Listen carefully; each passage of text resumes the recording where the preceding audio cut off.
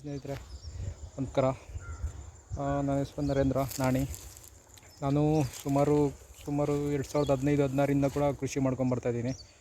But ಯಾವುದೇ ರೀತಿಯ ಆದಾಯ ಅನ್ನೋದು ಇಲ್ಲಿ ತನಕ ಕಂಡಿಲ್ಲ. ಬಟ್ ಆದರೂ ಕೂಡ ಇನ್ನೂ ಎದೆಗುಂದದೆ ಅಲ್ಲಿಂದ ಇಲ್ಲಿ ತನಕ ಕೃಷಿಗೋಸ್ಕರ ಪ್ರಾಣ ಕೊಡ್ತಾಯಿದ್ದೀನಿ. ಕೃಷಿಯಿಂದ ಮಾತ್ರ ಪ್ರಾಣ ಬಿಡಲ್ಲ. ಹಾಗಾಗಿ ಇವತ್ತು ನಾನು ಒಂದು ಪ್ರಾಜೆಕ್ಟ್ ಥರ ನಾನು ಇದನ್ನು ಜಾಬಾಗಿ ಅಂದರೆ ಡೆಡಿಕೇಟಾಗಿ ಮಾಡಬೇಕಂತ ಡಿಸೈಡ್ ಮಾಡಿದ್ದೀನಿ. ಹಾಗಾಗಿ ಪ್ರಾಜೆಕ್ಟ್ 1 ಅಂತ ಇದನ್ನು ಲೀಸಿಗೆ ತೊಗೊಂಡು ಮಾಡ್ತಾಯಿದ್ದೀನಿ. ತೋರಿಸಿ ನೋಡಿ, ಇದು ಈ ಥರ ಇರೋ ಜಾಗನ ಇವಾಗ ಈ ಥರ ಮಾಡಿದ್ದೀರಿ. ಒಂದು ಲೆವೆಲ್ಗೆ ಕ್ಲೀನ್ ಮಾಡ್ಕೊಂಡಿದ್ದೀರಿ.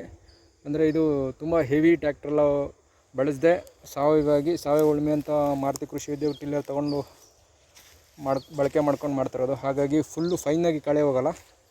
ಬಟ್ ನಮಗೆ ಮ್ಯಾನೇಜ್ ಆಗೋ ಥರ ಟಿಲ್ಲರ್ ತೊಗೊಂಡು ಮಾಡ್ತಾಯಿದ್ದೀರಿ. ಈ ಬಾಳೆ ಹಾಕಿದ್ದೀರಿ ಸದ್ಯಕ್ಕೆ. ಇವಾಗ ಒಂದು 50 ಸಸಿ ಹಾಕಿದ್ದೀರಿ. ಕೂಡು ಬಾಳೆ ಹಾಕ್ತೀರಿ. ಈ ಥರ ಇದೆ ಲ್ಯಾಂಡು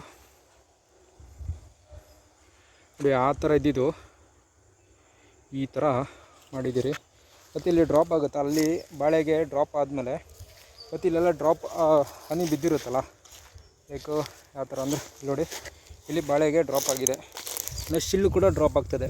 ಸೊ ಇಲ್ಲಿ ನಾವು ತರಕಾರಿ ಮತ್ತು ಪಪ್ಪಾಯ ಹಾಕ್ಬೇಕಂತ ಡಿಸೈಡ್ ಮಾಡಿದ್ದೀರಿ. ಸೊ ಹಾಗಾಗಿ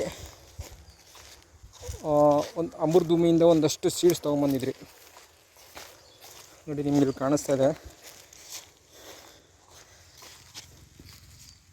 ಅಮೃತಭೂಮಿಯಿಂದ ಒಂದಷ್ಟು ಸೀಡ್ಸು ಎಲ್ಲ ನಾಟಿ ಸೀಡ್ಸೇ. ಇದು ಕುಂಕುಮ ಕೇಸರಿ ಟೊಮೊಟೊ, ಕಾಶಿ ಟೊಮೊಟೊ ಮತ್ತು ವೈಟ್ ಬಿಟಿ ಬದನೆ ಅಂತ. ಇದು ಗುಂಡು ಬದನೆ, ಇದು ವೈಟ್ ಬಿಟಿ ಬದನೆ. ಸೊ ಹೀಗೆ ಒಂದಷ್ಟು ತರಕಾರಿಗಳನ್ನ ಅಲ್ಲಿ ಬಾಳೆ ಮಧ್ಯದಲ್ಲಿ ಹಾಕೊಳ್ಳೋಣ, ಬೆಳೆಯಷ್ಟರಲ್ಲಿ ಮಧ್ಯದಲ್ಲಿ ಬೆಳ್ಕೊಳ್ಳೋಣ ಅಂತ. ಅದು ಕೂಡ ಈ ಥರ ಪ್ರಿಪೇರ್ ಮಾಡಿದ್ದೀರಿ. ಅಂದರೆ ಈ ಥರ ಮಡಿ ಥರ ಮಾಡ್ಕೊಂಡು ಹಾಕೋಣ ಅಂತ, ಗೊಬ್ಬರ ಹಾಕ್ಬಿಟ್ಟು ಬೀಜ ಹಾಕ್ಬೇಕಂತ ತಯಾರಿ ಮಾಡ್ಕೊಂಡಿದ್ದೀನಿ ನೋಡಿ. ಅದು ಕೂಡ ಈ ಥರ ಇತ್ತದು, ಫುಲ್ಲು ಕಳೆ ಅಂದರೆ ಕಳೆ ಬೆಳ್ಕೊಂಡಿತ್ತು. ಸೊ ಅದನ್ನೆಲ್ಲ ಇವಾಗ ನಿಧಾನಕ್ಕೆ ಸ್ಟೆಪ್ ಬೈ ಸ್ಟೆಪ್ಪು ಎಲ್ಲ ಕ್ಲೀನ್ ಮಾಡಿಕೊಂಡು ಈ ಥರ ಇವಾಗ. ಸೊ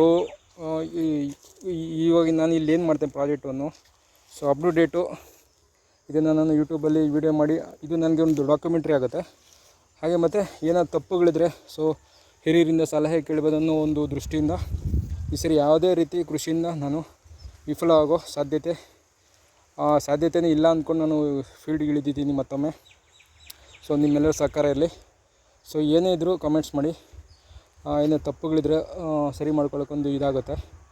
ಇಷ್ಟು ಹೇಳಿ ನಾನು ನನ್ನ ಮಾತನ್ನ ಮುಗಿಸ್ತೀನಿ.